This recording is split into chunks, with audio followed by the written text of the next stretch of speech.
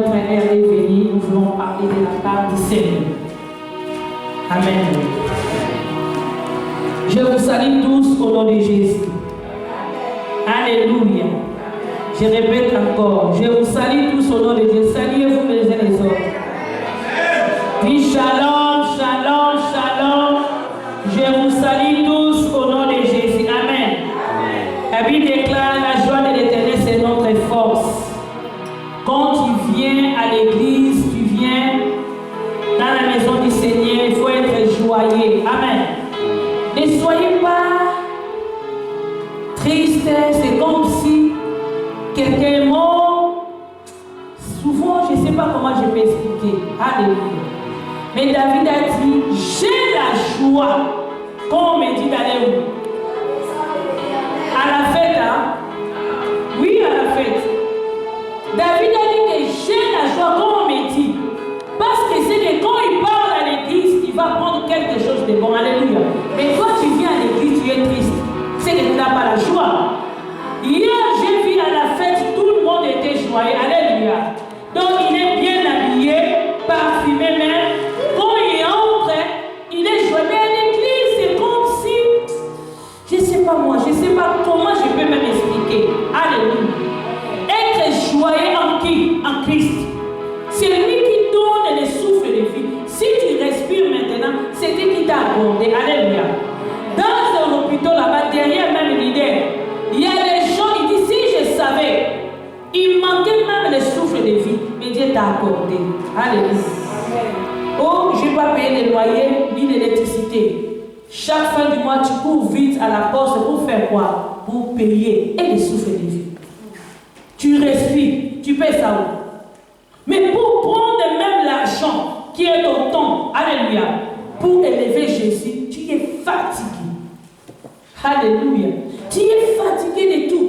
C'est comme si on t'oblige. Allez-y, allez-y. Non, c'est libre choix. Il faut montrer que j'ai la joie quand je pars à l'église. Parce que je pars, je vais recevoir quelque chose de la part du Seigneur. Comme quelqu'un qui part à la fête, il a mené le sac de marque, de bijoux. Il fait voir aux gens, il est content quand il entre, il est content. C'est comme ça que vous voulez devenir à l'église. Quand tu es à l'église, il faut montrer que je suis content d'être là.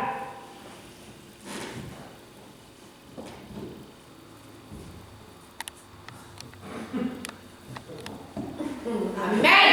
Alléluia. Les amis que tu as, tu portes seulement à la fête. Mais quand tu viens à l'église, c'est comme si quelqu'un qui part au chat, c'est comme si quelqu'un, donc, je sais pas. Alléluia. Tu pars, c'est comme si.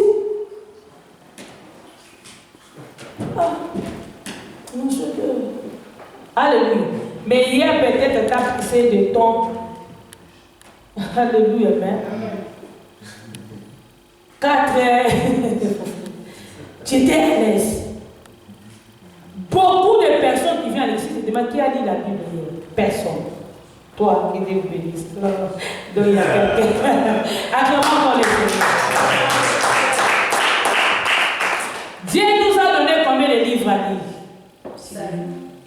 Et je vais te demander. 5. Ta femme t'a soufflé. Combien de livres? Qui peut me lire ces 5 livres que le Seigneur nous a demandé de lire? Qui? Mets-toi debout. Genèse, Exode, Lévitique. Et salut est individuel. Là, le salut est individuel. Genèse, Exode, Hein? Genèse, Exode,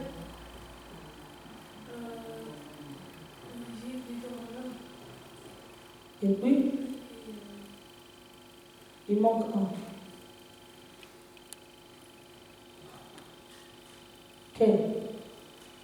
Non. Est-ce que tu as lu ta Bible? Les devoirs qu'on avait donnés, tu as lu la Bible? Qui a lu la Bible? Qui a fini même? Il y a quelqu'un qui m'a appelé, elle a fini les 5 livres. Qui a lu la Bible? Les phrases. Tu as lu la Bible? Tu as fini la Bible avec les enfants. Donc je vais récupérer les enfants. Karen, tu as fini? Oui, Karen a fini. Quel livre tu as fini? Jusqu'à combien? Tu as terminé Genèse. Et qui encore qui a terminé Genèse?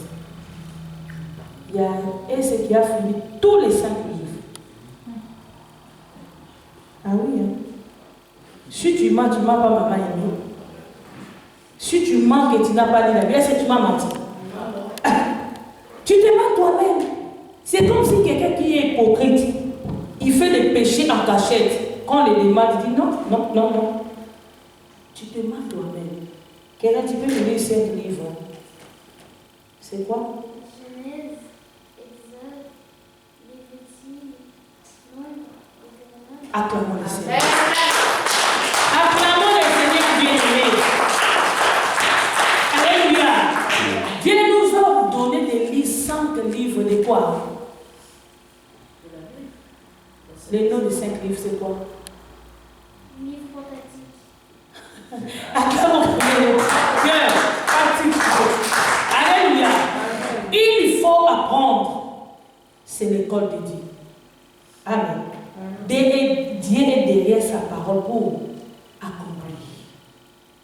C'est pour cela qu'il avait dit à Jésus, pas vrai, si tu veux ici, que ce livre de la loi, que ce livre de la loi, c'est la loi même, ne s'éloigne pas des tables. Médite les jours et nuits. On nous a donné 5 livres pour le mois de juillet. Si on arrive, on va avancer. Mais tu es conscient. Tu ne lis pas la Bible. Amen. Tu es conscient. Ne me réponds pas toi-même, tu sais. Tu ne lis pas la Bible, ni Genèse, ni Exode. Comment tu vas retenir même le livre là? La fille a dit 5 livres. Genèse, Exode, Lévitique, Nombre et quoi? Deutéronome. Quand tu lis la Bible, tu vas apprendre aussi. Si tu ne lis pas la Bible, je vais passer devant, je vais dire n'importe quoi, comment tu vas savoir? D'autres personnes là, c'est mal des versets. Quoi au Seigneur Jésus-Christ, tu seras sauvé toi et ta famille. Quand il prie toujours, quoi au Seigneur Jésus, tu seras sauvé toi et ta famille. Quand on parle de l'esprit, l'esprit est disposé, ménager les femmes. Quand on parle, on sait que si tu vas prier. Quand on parle, il faut chanter au nom de Jésus, il y a cela terminant, c'est la croix. On connaît ce que tu pries. Alléluia. C'est pour cela quand tu pries, Dieu regarde, arrête-moi ça. Il tourne même le dos, il dit ange, tu lui d'arrêter, donne la sommeil. C'est pour ça que quand tu pries, tu dors. Alléluia. Yes. Quand tu pries, tu dors. Quand tu pries, tu dors. Seigneur. Amen. Après, si l'esprit passe,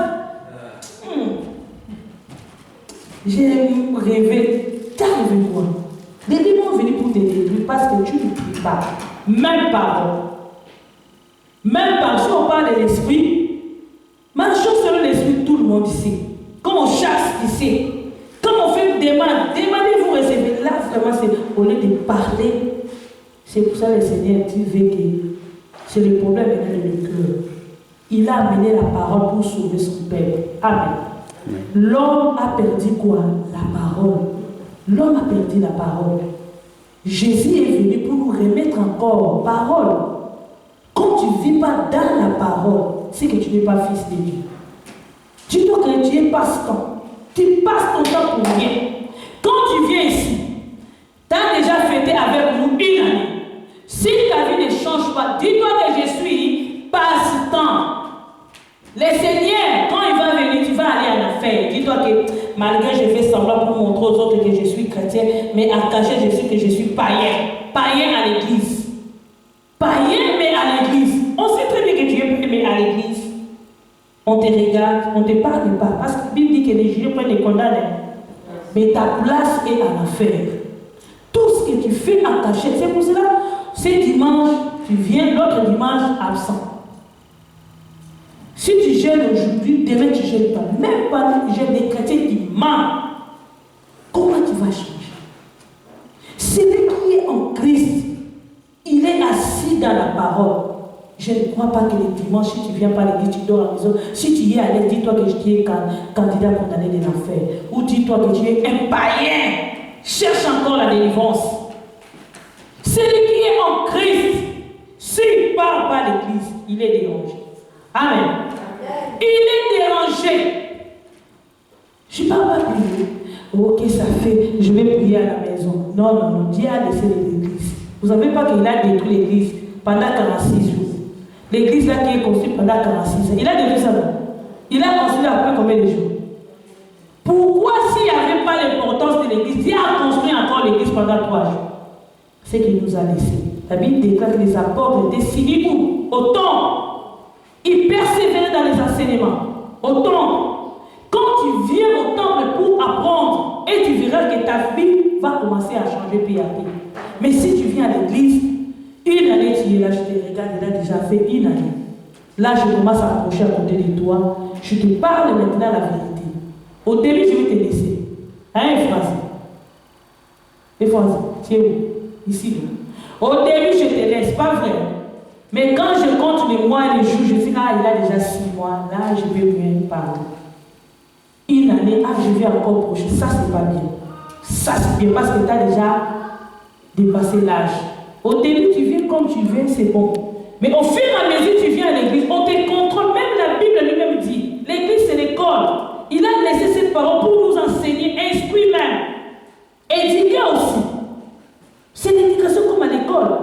Mais quand on te dit, qu'on te montre, on fait ça, non, je ne vais pas, non, je vais comme ça. Toi, tu es faible. Amen. Que Dieu vous bénisse encore. C'est comme ça la vie de Christ. Et souvent, Christ, quand il vient, il parle. Moi, je dis, maman, quand Christ parle, tu veux dire qu'il est mal couché. Vous savez, quand Christ parle, vous pouvez aussi traiter Christ. Il parle, race des vipères. Tu m'as insulté. Christ, qui vous a dit de fuir? Christ était comme ça. Mes amis. Amen. Amen. Notre thème, ça continue toujours. La foi simple. Ah, j'ai oublié, il fallait que je pose. Amen. La foi, c'est quoi?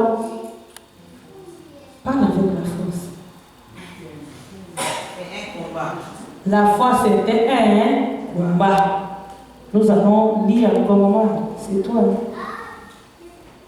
Timothée 1 Timothée 6, 12. La foi, c'est un combat. Combat, un bon combat. Est-ce que le combat peut être aussi bon? Et les souhaits. Chez vous. 1 Timothée. Ça va? 1 Timothée 6, 12. Combat le bon combat de la foi. Saisis la vie éternelle à laquelle tu as été appelé et pour laquelle tu as fait une belle confession en présence d'un grand nombre de témoins. Alléluia. Amen. On va continuer. Combat le bon combat de la foi. C'est Paul qui dit. Il dit ça à qui? À Timothée. Comment est le bon combat de la foi? Il y a des combats, mais il parle maintenant des bons combats de la foi. Il y a tant de combats dans ta vie. La foi, c'est un combat. Ces combats, il faut combattre. Avec quoi? Avec la foi. Quand il parlait à Timothée, lui il était en prison. Il a dit, moi j'ai combattu déjà un bon combat. J'ai achevé ma course. Je sais pour moi, comme je suis à la fin, il y a une couronne qui m'est réservée quelque part. Toi aussi, si tu combats un bon combat, Dieu aussi a préparé quelque chose pour toi. Je n'ai jamais vu quelqu'un qui passe dans les combats, il dit que oh, moi je passe dans les bons moments. Non. Mais la Bible nous déclare, c'est les bons moments des combats. Il faut chaque fois poser des questions. Quand tu marches dans ton chemin, tu ne vois pas les combats. Dis-toi que tu es des côtés de l'autre là. Amen. C'est impossible, un fils. Il traverse une route sans combat. C'est que tu as des mauvais combats. Ce n'est pas un bon combat. Oh, moi, j'ai vaincu. Moi, qu'est-ce que je fais toujours? Pour toi, tu parles de Kenabel. Non. C'est que tu vis avec le diable. Amen. Amen. C'est impossible.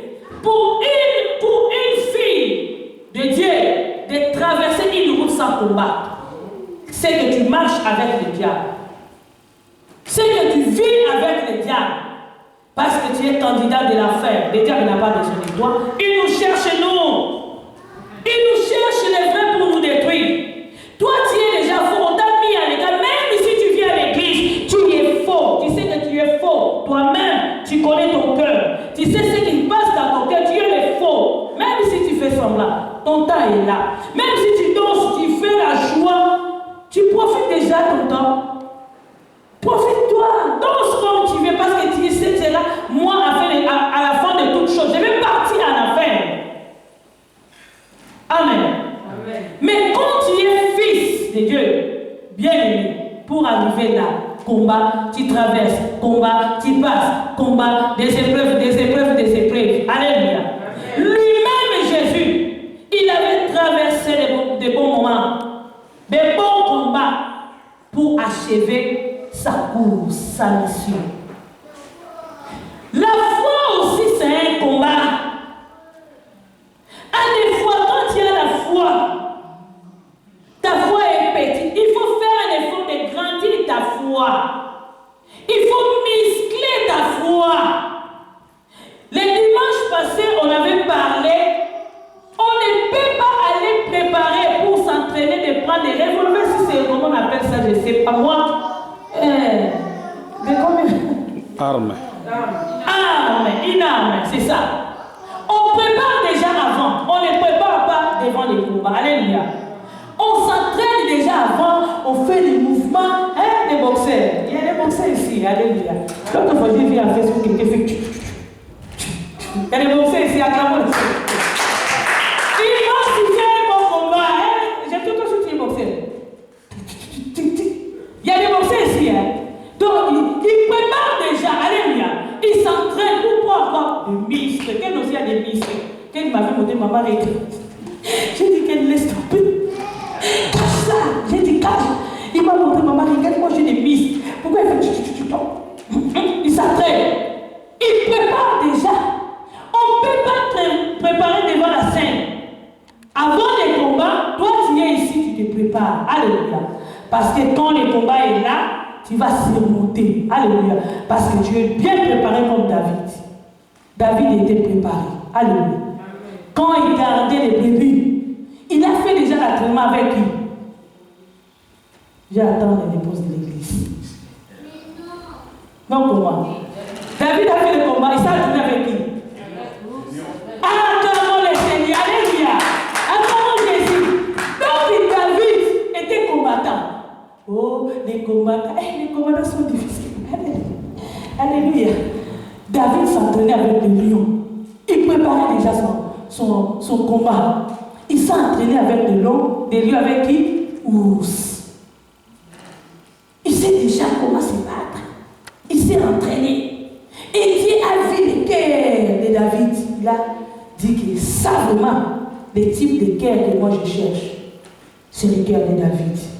Il est sympa, il s'entraîne, il prépare, humble, agréable, avec la foi, il protège les brebis.